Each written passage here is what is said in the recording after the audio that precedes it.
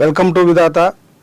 రాష్ట్రంలో కాంగ్రెస్ పార్టీ ఈ మధ్య కాలంలోనే మంత్రివర్గ విస్తరణ చేసింది.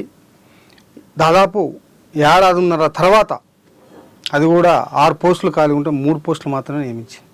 ఈ 3 పోస్టులలో అనేక మంది మేము బలమైనటువంటి నాయకులం, మాకు ఇవ్వాలి అని చెప్పి ప్రభుత్వాన్ని, ఈ నాయకత్వాన్ని దాదాపు బ్లాక్మెయిల్ చేసేంత పనిచేసినప్పటికి కూడా కాంగ్రెస్ అధిష్టానం ఎవరికైతే ఇవ్వాలనుకుందో వాళ్ళకే ఇచ్చింది.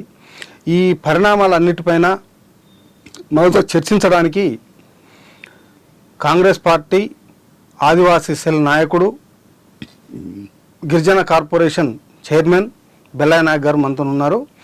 నమస్కారం సార్. కాంగ్రెస్ పార్టీ ప్రభుత్వం ఏర్పాటు చేసిన తర్వాత సుదీర్ఘ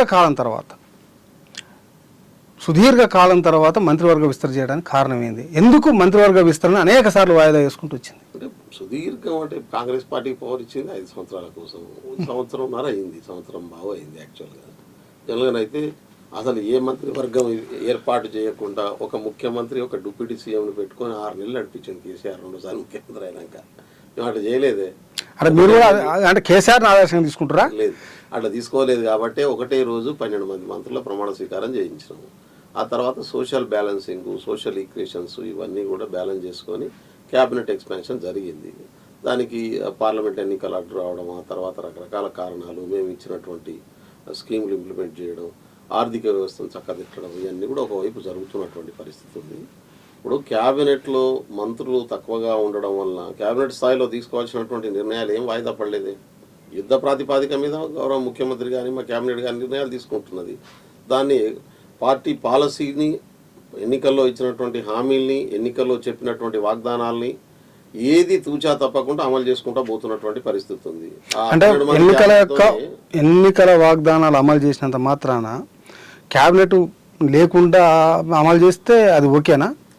అట్లా చెప్పట్లేదు నేను. ఎందుకంటే సామాజిక వర్గాల కూర్పు బేసిస్ మీద ఎక్స్పాండ్ చేయాల్సినటువంటి అవసరం వచ్చింది. ఇప్పుడు 38 మందికి ఒకటే రోజు కార్పొరేషన్ చైర్మన్లు ఇచ్చినటువంటి పరిస్థితి. నిజంగా 3 నెలల్లో ప్రభుత్వం ఏర్పడిన తర్వాత 3 నెలల్లో ఏ ప్రభుత్వం అన్ని కార్పొరేషన్లకు చైర్మన్లను నియమించదు. మెజారిటీ కార్పొరేషన్ చైర్మన్లు ఇచ్చేసినటువంటి పరిస్థితి. పబ్లిక్ సర్వీస్ కమిషన్స్, అదేవిధంగా హ్యూమన్ రైట్స్ కమిషన్స్, అన్ని రకాల కమిషన్స్కు నియమించేటటువంటి పని మా ప్రభుత్వం చేపట్టింది. ఎక్కడ కూడా అడ్మినిస్ట్రేటివ్ వేకెన్సీస్ కావచ్చు, బ్యూరో పొలిటికల్ వేకెన్సీస్ కావచ్చు, ఎక్కడ ఖాళీ లేకుండా భర్తీ చేసేటటువంటి పనిని పెట్టుకున్నాం. క్యాబినెట్ ఎక్స్పాన్షన్ కొంత లేట్ అయినటువంటి మాట వాస్తవం. అయినప్పటికీ పూర్తి స్థాయి ఇంకా నియమించారు, ఇంకా 3 ఖాళీలో పెట్టారు. 3 కూడా త్వరలోనే నియామకం అవుతాయి. ఎందుకంటే కాంగ్రెస్ పార్టీ దేశవ్యాప్తంగా తన బేసిక్ సిద్ధాంతం ఏదైతే ఉందో, భారత రాజ్యాంగంలో పెట్టుకున్నటువంటి ప్రియాంబులే కాంగ్రెస్ పార్టీ మేనిఫెస్టో. ఆ మేనిఫెస్టో ప్రకారం ప్రజల్లోకి అన్ని ఫలాలు అందేటటువంటి పద్ధతుల్లో, అన్ని సామాజిక వర్గాలను బ్యాలెన్స్ చేసేటటువంటి పద్ధతుల్లో కూర్పు చేయడానికి కొంత టైం తీసుకున్నటువంటి మాట వాస్తవం. అందుకనే నిన్న భారతదేశ చరిత్రలోనే ఒక బీసీ, ఒక ఎస్సీ కోసం క్యాబినెట్ ఎక్స్పాన్షన్ జరిగినటువంటి పరిస్థితి లేదు. ఎక్కడ ఉమ్మడి రాష్ట్రంలో లేదు, ప్రత్యేక ఆంధ్రప్రదేశ్లో లేదు, గతంలో మా పార్టీలో కూడా జరిగిందనేటటువంటి విషయం తెలియదు నాకైతే. కానీ ఇప్పుడు కాంగ్రెస్ అధిష్టానం రాహుల్ గాంధీ గారు, మల్లికార్జున ఖర్గే గారు భారత్ జోడో యాత్ర తర్వాత కాంగ్రెస్ పార్టీ విధానాల్లో వచ్చినటువంటి మార్పు, ఉదయ్పూర్లో జరిగినటువంటి మేధోమదనం తర్వాత వచ్చినటువంటి మార్పు, రాయ్పూర్లో పార్టీ తీసుకున్నటువంటి తీర్మానాలు, అవన్నీ దృష్టిలో పెట్టుకొని ఒక నిర్మాణపరమైనటువంటి పద్ధతిలో, ఒక సిద్ధాంతపరమైనటువంటి పద్ధతిలో కాంగ్రెస్ ముందు అడుగేస్తుంది. ఇవాళ తెలంగాణనే దానికి రోల్ మోడల్గా ఉన్నటువంటి పరిస్థితి ఉంది. గౌరవ ముఖ్యమంత్రి రేవంత్ రెడ్డి గారు కుల జనగణన చేశారు, అది దేశానికి ఇలా రోల్ మోడల్ అయింది. ఇక్కడ తీసుకుంటున్నటువంటి పాలసీస్, ఒకప్పుడు మోడీ గారు పదే చెప్పుకున్నారు గుజరాత్ మోడల్ అని. గుజరాత్లో ఏం మోడల్ లేదాడ, మేము చూసి వచ్చిన. కానీ తెలంగాణ మోడల్ ఒక సామాజిక న్యాయ మోడల్ భారతదేశానికి మోడల్ అవుతుంది. మొదటిదాకా ఎక్కడిని చేయనని మాట్లాడినటువంటి మోడీ గారు అనివార్యమైనటువంటి పరిస్థితుల్లో రాహుల్ గాంధీ గారు ఒత్తిడికి తలొగ్గి కాంగ్రెస్ తెలంగాణలో చేసినటువంటి జనాభా లెక్కల తర్వాత దేశానికి అది మోడల్ అయినటువంటి పరిస్థితి ఉంది. కాబట్టి ఇట్లా ఒక దేశానికి ఒక రోల్ మోడల్ అయ్యేటటువంటి పద్ధతిలో తెలంగాణ దేశానికి రోల్ మోడల్ అయింది. మీరు చెప్తున్న దాని ప్రకారం నేను కాదన్ను, మోడీ కూడా చేస్తా అన్నాడు. కానీ ఇవాళ కేవలం బీసీఎస్సీల కోసమే క్యాబినెట్ విస్తరణ జరిగిందనేది మీరు చెప్తాను. కానీ ఎస్సీల కోసం జరగలే, అందరి కోసం జరిగింది. అయితే బీసీఎస్సీలకు ప్రాధాన్యత కల్పించినట్టు. అయితే ఉమ్మడి 10 జిల్లాలు ఉంటే 13 మంది మంత్రులు ఉంటే మరి జిల్లాలకు న్యాయం జరగలేదే? నీకు ఆదిలాబాద్కు లేరు, నిజామాబాద్కు లేరు. ఆదిలాబాద్ నుంచి నిన్న ఎన్నిక జరిగింది, నిన్న జరిగిన ఒకటి ఆదిలాబాద్ నుంచి వచ్చింది. నిజామాబాద్ లేదు, ఇప్పటికి 3 జిల్లాల ప్రాతినిధ్యం లేదు దాదాపు. వస్తుంది. ఇప్పుడు మాకు హైదరాబాద్ జిల్లాకు సంబంధించి మాకు ప్రజాప్రతినిధులు లేరు, హైదరాబాద్ జిల్లా గెలవరు. సరే, అది బ్యాలెన్స్ చేస్తాం, ఎట్లా చేస్తాం అనేటటువంటిది. అదేవిధంగా రంగారెడ్డి జిల్లాకు సంబంధించినటువంటి ప్రజాప్రతినిధులకు కూడా అవకాశం రావాలి, నిజామాబాద్ జిల్లాకు కూడా రావాల్సి ఉన్నది. నెక్స్ట్ ఎక్స్పాన్షన్లో వాళ్ళకు కూడా వస్తుంది, జిల్లాల బ్యాలెన్సింగ్ ఉంటుంది. 2 విషయాలు చాలా కీలకం ఇక్కడ మీరు అడుగుతున్న దాని దృష్టి. అంటే ఇచ్చిన జిల్లాకేమో 3-4 ఇచ్చారు పోర్ట్ఫోలియోలు, 3 పోర్ట్ఫోలియోల దగ్గర నుంచి మాకు ప్రాతినిధ్యం కూడా అదే స్థాయిలో ఉంది. మీరు గమనించాలి. ఆదిలాబాద్ మాకు మావునార్ జిల్లా నుంచి, ఇప్పుడు మావునార్ జిల్లా నుంచి ఎంతమంది ఎమ్మెల్యేలు గెలిచారు కాంగ్రెస్ పార్టీకి ప్రభుత్వానికి రావడానికి? నల్గొండ జిల్లా నుంచి ఎంతమంది ఎమ్మెల్యేల ప్రాతినిధ్యం ఉంది? జిల్లా అంతా కూడా వన్ సైడ్ అయినటువంటి పరిస్థితి ఉంది కదా. వరంగల్ జిల్లా నుంచి ఎంతమంది గెలిచారు? ఖమ్మం జిల్లా నుంచి ఎంతమంది గెలిచారు? 10 ఉంటే 10లో 9 గెలిచినాం కదా. కాబట్టి ప్రాతినిధ్యం కూడా అదే స్థాయిలో ఉంది కదా. అంటే మీరు మీ పార్టీ ఓట్లు వేసిన ప్రజలకే పదవులు ఇస్తారు, ఓట్లు వేసిన ప్రజలకే చేస్తారు, కానీ ఓట్లు అయిన వాళ్ళని పట్టించుకోరా? మీరు ఎడ్డమంటే తొండం అన్నట్టున్నది మీ మాట. ఇది అట్లా చెప్తున్నా అంటే అట్నే ఉంది. బీఆర్ఎస్ వాళ్ళని తీసుకొచ్చి మంత్రి పదవిలో స్థానం కల్పించలేం కదా. కాంగ్రెస్ పార్టీని ఇవ్వాలి. నేను కాంగ్రెస్ పార్టీని వెనకబడ ప్రాంతాలకు కూడా ఇవ్వాలని గెలిచిన వాడిని తీసుకొచ్చి మా పార్టీలో చేర్చుకొని వానికి మంత్రి పదవి ఇచ్చే ప్రణాళిక మా దగ్గర లేదు. మీరు దాననాయందరికి ఇస్తారని మీ ఇస్తే మాకేం అభ్యంతరం లేదు, ఇస్తారా ఇయ్యారా మీరు ఇష్టం. కానీ ఆదిలాబాద్ లో ఎడమ బడ్జెట్ అంటే వాళ్ళకి ఇవ్వచ్చు, లేకపోతే నిజామాబాద్ లో ఇంకో ఆడ సీనియర్ వివేక్ ఉన్నాడు, వివేక్ ఇచ్చినాం ఆల్రెడీ. ఇప్పుడు సీనియర్ ప్రేమ్ సాగర్ రావు కూడా ఉన్నాడు, ఉంటారు. ఇప్పుడు హెవీ కాంపిటీషన్ ఉన్నటువంటి పరిస్థితి ఉంది. ఇప్పుడు మేము మా పార్టీ సిద్ధాంతం ప్రకారం మొదటి ప్రాధాన్యత అత్యధిక వెనుకబడ్డటువంటి వర్గాలకు ఇవ్వాలనేటటువంటి సూత్రానికి కట్టుబడి ఎస్సీలకు, బీసీలకు, ఇప్పుడు ముదిరాజ్ కమ్యూనిటీకి లేదు. సోషల్ బ్యాలెన్సింగ్ కూడా ఇంపార్టెంట్. రెండోది ఇక్కడ చాలా కీలకమైనటువంటి ఇంకో విషయాన్ని కూడా ప్రజలు మీరు అర్థం చేసుకోవాల్సినటువంటి అవసరం ఉంది. తెలంగాణ జనాభా ప్రకారం మనకు ఎమ్మెల్యే సీట్లు లేవు. ఎమ్మెల్యే సీట్లు 119 ఉన్నాయి. 119 ప్రకారం 10% క్యాబినెట్ని ఏర్పాటు చేసుకునే అవకాశం ఉంది. అప్పుడు మనకు 18 ఎంపీ మంత్రులు మాత్రమే వస్తారు. కానీ అది పాపులేషన్ రిప్రజెంట్ చేయగలిగినటువంటి స్థాయిలో లేదు. నిజంగా తెలంగాణ 4 కోట్ల జనాభాకు కనీసం ఒక 25-30 మంది మంత్రులు ఉండాలి. నాకు ఒక చిన్న రిక్వెస్ట్, లెట్ మీ కంప్లీట్. నన్ను పూర్తి చేసినాక మీరు చెప్పండి. నిజంగా విభజన చట్టంలో పెట్టినట్టుగా 153 అసెంబ్లీ సీట్లు అప్పుడే పెరిగి ఉంటే ఇవాళ మనకు ఇంకో 4-5 మంత్రులను పెంచుకునేటటువంటి అవకాశం ఉండేది. ఖచ్చితంగా మనం ఒక 23-24 మంది మంత్రులు ఉండేది, కొంత బ్యాలెన్స్ అయ్యేటటువంటి అవకాశం ఉండేది. రేపు రీఆర్గనైజ్ అయ్యి ఒక 170-190 మందో కనుక ఎమ్మెల్యేలు అయితే ఖచ్చితంగా మనకు ఒక 30-35 మంది మంత్రుల్ని ఇక్కడ ఏర్పాటు చేసుకునేటటువంటి అవకాశం ఉంటుంది.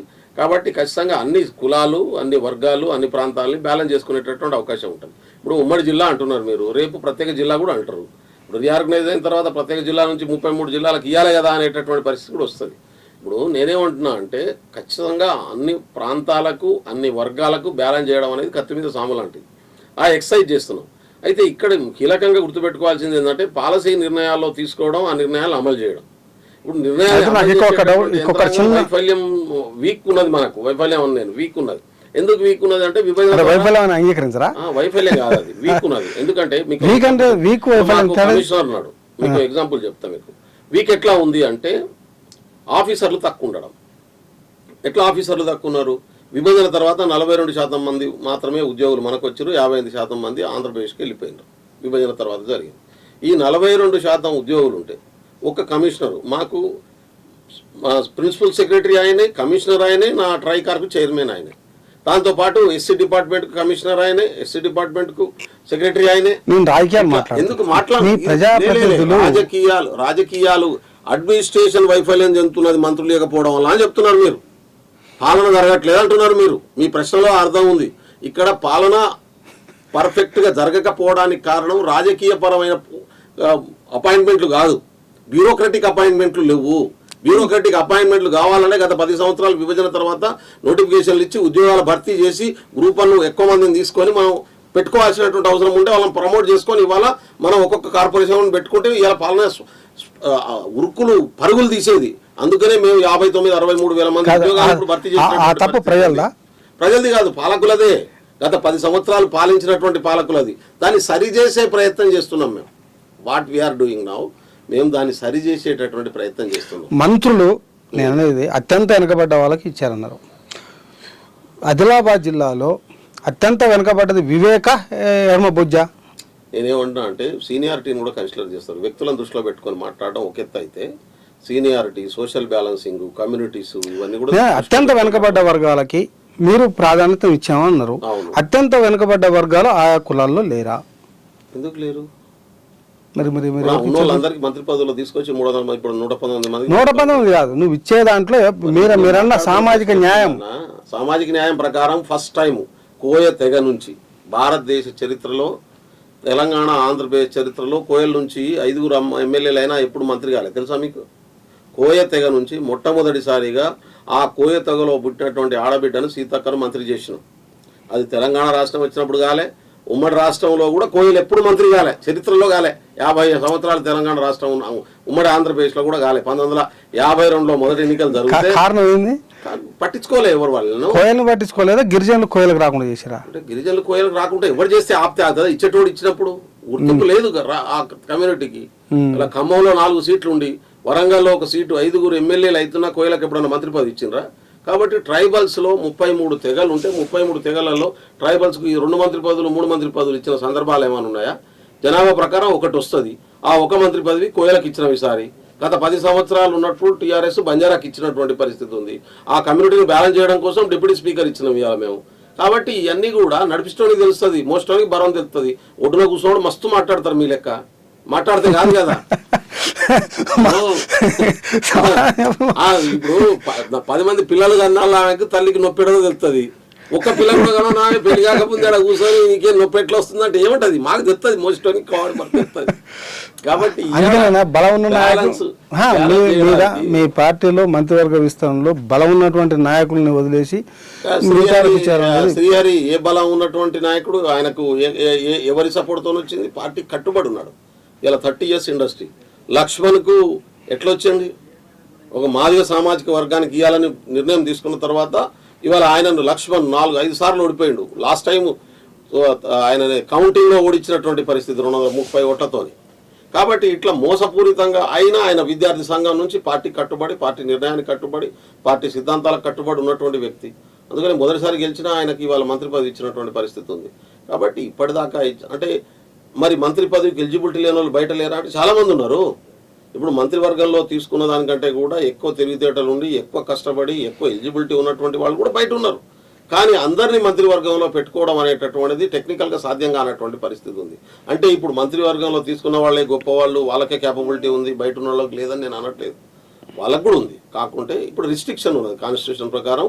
10% మాత్రమే ఎమ్మెల్యేలలో 10% మాత్రమే క్యాబినెట్లో తీసుకునేటటువంటి అవకాశం ఉంటుంది. కాబట్టి ఆ రిస్ట్రిక్షన్లో అన్ని కాంబినేషన్స్ను జాగ్రత్తగా పరిశీలించి పెట్టుకోవాల్సి వస్తుంది. అంతే తప్ప ఇంకోళ్ళని నెగ్లెక్ట్ చేయడం కాదు, వాళ్ళను దూరం పెట్టడం కాదు. అయితే మంత్రులుగా ఈ ముగ్గురికి అవకాశం ఇచ్చిన తర్వాత కనీసం శాఖలు కేటాయించడానికి ఇన్ని రోజులు టైం ఎందుకు తీసుకుంది? 3 రోజులు టైం తీసుకుంది. దీని మీద ఢిల్లీ చర్చలు దాంట్లో ముఖ్యమంత్రి గారి డిస్కషన్ పవరు. ఇప్పుడు ఉన్నటువంటి శాఖలు ఇవ్వాలన్నా, ఇప్పుడు మాది ప్రజాప్రభుత్వం, ప్రజాస్వామ్యబద్ధంగా నడిచేటటువంటి పార్టీ. ఎవరో నియంతృత్వంలో ఇంట్లో కూర్చొని ఒక్కటి రాసి ఇచ్చేటటువంటి పద్ధతి మా దగ్గర లేదు. ముఖ్యమంత్రి గారు అందరితో చర్చించి, మంత్రులతో కూడా ఆలోచించి, అదేవిధంగా కాంగ్రెస్ పార్టీ అధిష్టానంతో కూడా ఆలోచించి ఎవరిని ఎక్కడ పెడితే బాగుంటుంది అనేటటువంటిది డిస్కస్ చేసుకొని రకరకాల ప్రతిపాదనలు వస్తే ఒక కామన్ ఒపీనియన్కి వచ్చి అనౌన్స్ చేస్తారు. మిగతా వాళ్ళ లెక్క ఒక్కడు కూర్చొని రాసి ఇచ్చేసి నియంతృత్వంగా అనౌన్స్ చేసేటటువంటి పద్ధతి ఉండదు. అందుకనే తాను ఆ ప్రక్రియ కోసం చాలా జాగ్రత్తగా చేస్తున్నాడు. ఎవరెవరు ఏ బాధ్యత నిర్వహిస్తే బాగుంటుంది అనేటటువంటిది ఇప్పటికీ మంత్రులకు ఇచ్చినటువంటి వాళ్ళని కూడా ఇట్లా చేసుకోవాలనేది ఆలోచించి ఆయన నిర్ణయం తీసుకుంటాడు. దాని గురించి ఢిల్లీ రోజులలో ఏదో కొట్టకపోయినట్టు అంటారు మీరు. ఢిల్లీ వర్గాల నుంచి చర్చ జరుగుతుంది. మిగతా మంత్రులందరూ కూడా తమ దగ్గర ఉన్నటువంటి శాఖలను ఒక్కటి కూడా మేము ఇవ్వం, ఇస్తే నీ దగ్గర ఇచ్చుకోపో అని చెప్పి సీఎం పేరిచ్చారు. నిజమేనా? ఇది నిజమేనా? ఎందుకంటే ముఖ్యమంత్రి గారు కూడా మీడియాతో చిట్చాడుతూ మాట్లాడుతూ ఏ మంత్రుల దగ్గర నుంచి నేను శాఖలు తీయట్లేదు, నా దగ్గర ఉన్న శాఖలు తీసిస్తున్నాను ఈ మంత్రుల నుంచి ప్రకటించి వచ్చాడు. ఇప్పుడు ముఖ్యమంత్రి గారు ఏది అనుకుంటే అది ఫైనల్, ఆయన చెప్పింది అఫీషియల్. మిగతా వాళ్ళు గాలి మాటలు మాట్లాడేదానికి ఏం వాల్యూ ఉండదు. ఇది ముఖ్యమంత్రి రాజ్యాంగ పరంగా ఆయనకు రాజ్యాంగం ఇచ్చినటువంటి అధికారం. ఆయన ఒక ప్రజాస్వామ్య ఆలోచన దృక్పథంతో ఉన్నాడు కాబట్టి అందరినీ కన్సల్ట్ చేసి ఒక పెద్ద మనిషి తరహాలో అందరి అభిప్రాయాలను తీసుకుంటున్నాడు. దానికి మనం ఆయన గౌరవించాలి. అందుకనే మీ డిప్యూటీ సీఎం కానీ లేకపోతే మీ సీనియర్ మంత్రులు కానీ ఒక్క శాఖ కూడా వదులుకోలేదుగా. మొత్తం ఆయన ఎదుర్కోవాల్సిన పరిస్థితి. ఎవరికి ఏ శాఖను కేటాయించాలనేటటువంటిది కూడా ముఖ్యమంత్రి పవరే. మళ్ళీ మీరు గుర్తు చేసుకోవాలి, ముఖ్యమంత్రి తీయాలనుకుంటే తీయొచ్చు, పెట్టాలనుకుంటే పెట్టొచ్చు.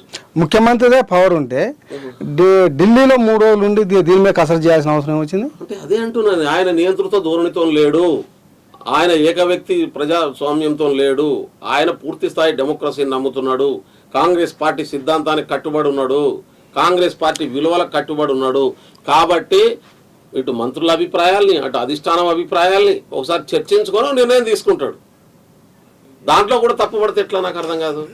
అంటే ఢిల్లీ డిక్టేట్ చేస్తుందా? ఢిల్లీ డిక్టేట్ చేస్తే ఆయన ఆడికి పోవాల్సిన అవసరమే ఉంది? వాళ్ళు చెప్తే చిట్టి పంపి సీడా కూర్చొని ఆయన రిలీజ్ చేసేస్తుండే కదా. అట్లా లేదు కదా. ఇప్పుడు వాళ్ళు విలువలే కదా. తనంతట తానే పోయి తాను ఇట్లా అనుకుంటున్నా అనేది ఒక చర్చ చేసి ఒక నిర్ణయం తీసుకుంటుండు. అంత డెమోక్రటిక్ స్పిరిట్ ఉన్నటువంటి దాంట్లో మీద కోడిబిడ్డు ఈకలు పీకే పని చేస్తే ఎట్లా మనం? రేవంత్ రెడ్డి గారు ఒక మెచ్యూర్డ్, గతంలో ఆయన మాట్లాడిన మాటలకు చాలామంది ఇప్పటికీ చెప్తుంటారు, కానీ ఆయన ఒక మెచ్యూర్డ్గా చాలా జాగ్రత్తగా అన్ని వర్గాలను ఎట్లా బ్యాలెన్స్ చేసుకోవాలి, అన్ని కులాలకు ఎట్లా ప్రాతినిధ్యం ఇవ్వాలి, ఎవరికి అభివృద్ధి పరంగా ఏ నిర్ణయాలు తీసుకోవాలనేటటువంటి దాంట్లో చాలా అద్భుతమైనటువంటి నిర్ణయాలు తీసుకుంటూ ముందుకు పోతున్నాడు. రేపు ఈ మంత్రివర్గంకు సంబంధించినటువంటి శాఖల కేటాయింపులు వచ్చినాక కూడా మీరే చెప్తారు ఆయన తీసుకున్న నిర్ణయం కరెక్ట్ అనేటటువంటి. ఇప్పుడు మంత్రులకు కేటాయించని శాఖలు ముఖ్యమంత్రి దగ్గరనే ఉంటాయి కాబట్టి ఆయన గతంలో కేటాయించిన శాఖలు కావచ్చు, ఇప్పుడు ఉన్నటువంటి శాఖలు కావచ్చు, ఎవరికి ఏమి ఇవ్వాలని ఆయన నిర్ణయం తీసుకుంటారు. మంత్రుల శాఖలు మొత్తం కూడా ప్రజాస్వామ్యబద్ధంగా చర్చించి వాళ్ళకి ఇవ్వడం జరుగుతుంది.